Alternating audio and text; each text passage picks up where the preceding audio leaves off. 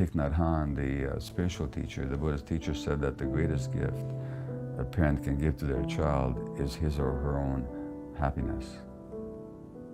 And when you're restless and unhappy around your kids, as I have been, they get a message that it's about them. So that's something good to recognize, as long as you take it on as a challenge. The first 7 years are crucial. I would say the first 3 years are the nub of it. I always say to people, you get the first 3 years right, you can relax. If you don't get the first 3 years right, you'll be practicing remedial parenting for decades. Well, first of all, you'd know because there I am with my son, and I'm not finding rest in it. So I don't know how to be there with him. I don't know how to be there for him. And I was like that, you know?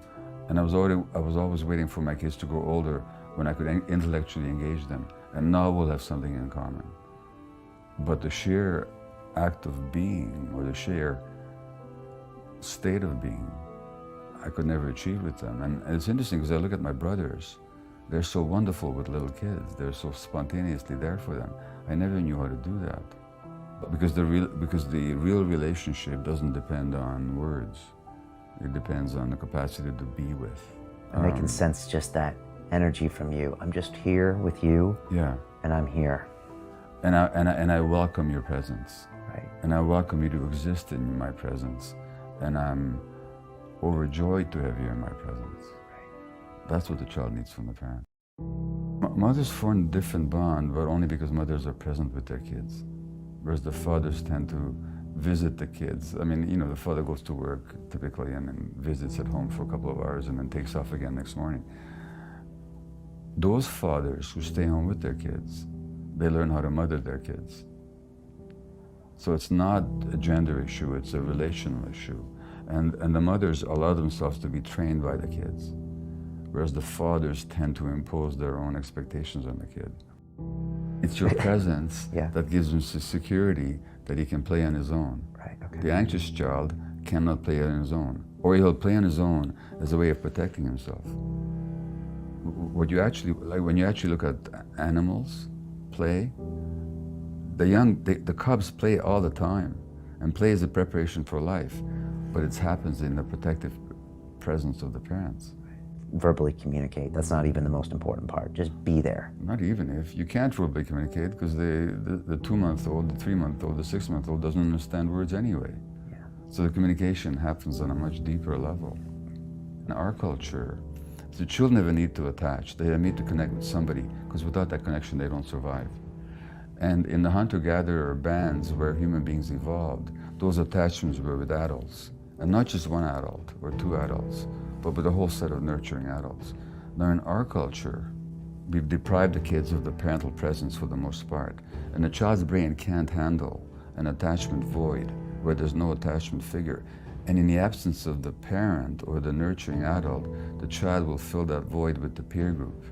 Now kids become far more peer attached than is healthy for them, and now peers become their models and their mentors and their templates for how to be, how to walk, and how to talk. And as that happens, the kids push away from the parents because they're more minded to belong to the peer group, which has different values from the parents. And the kid's brain can't handle that competition. So the brain of the child will actually choose the peer group over the parent group. And where that goes, you can see on Facebook, and you can see it in the teenage gangs, and you can see it in the increasing frustration of parents who've lost the power to parent, because parents think that their power to parent comes from the fact that they have the responsibility and the strength and the wisdom. It doesn't come from that. The power to parent comes from the desire of the child to belong to you. When the child is driven to belong to the peer group, because we've taken him out of his natural context, we lose the power to parent. What do we do then? We ratchet up the pressure, we become more authoritarian. We lose the authority, so we become authoritarian. And the more authoritarian we become, the more pressure we put on them, the more they resist. And now we label them with oppositional defiant disorder, and we call them obstreperous and bad and naughty kids. All they're doing is acting out their attachment dynamics.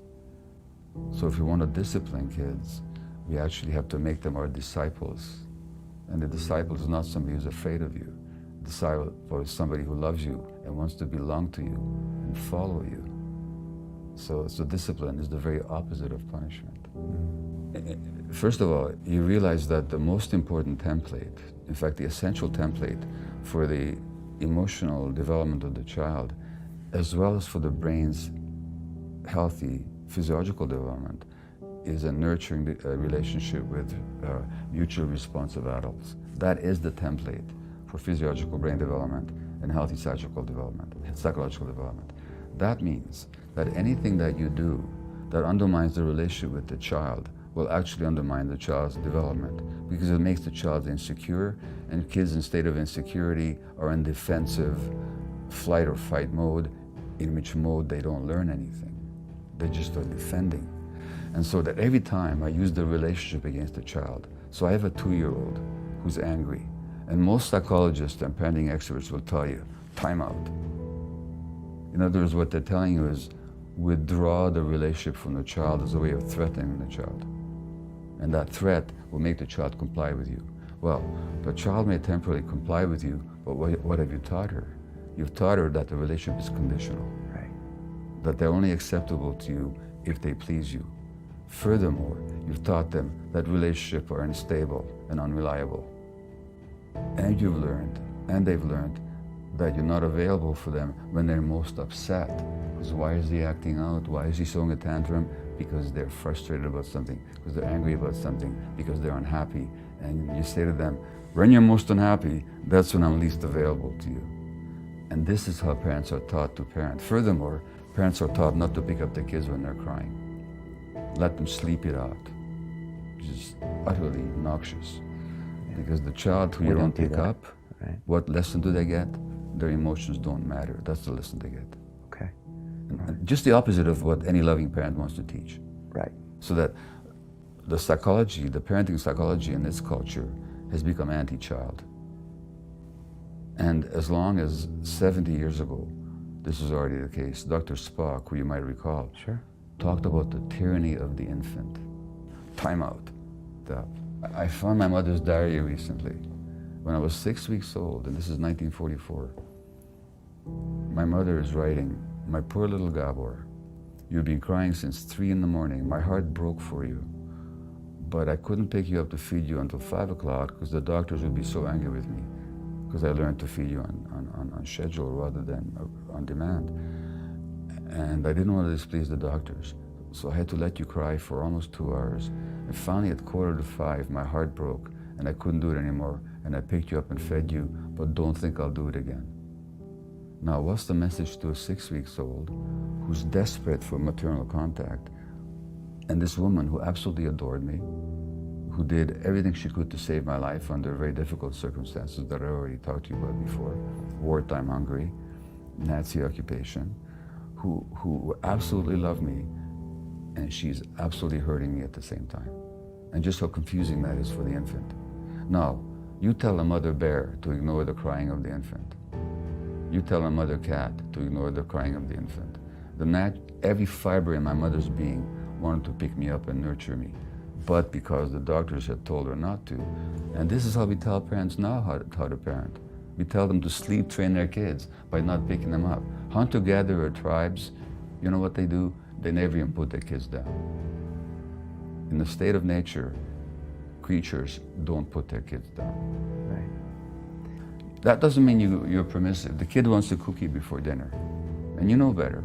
You give him a cookie, he won't have dinner. You're not going to give him the cookie. But why shouldn't he be angry about it? Right. You know, why should I be threatened by his anger? Why should I call that naughty? Why should I call that the terrible twos? Well, I'm so sorry. You know, it's after dinner. You know, in other words, you're not permissive, but you're also not demanding that the child suppress their feelings in order to be in your presence. And you don't hold the relationship as ransom to them. That's exactly That's it. the dangerous You thing. don't use the relationship against them. Parenting is not a role, it's a relationship. I've seen very often the step-parent steps into the role and expects deference and compliance and love from the child. But why should the child offer them? She didn't ask you to marry her mother.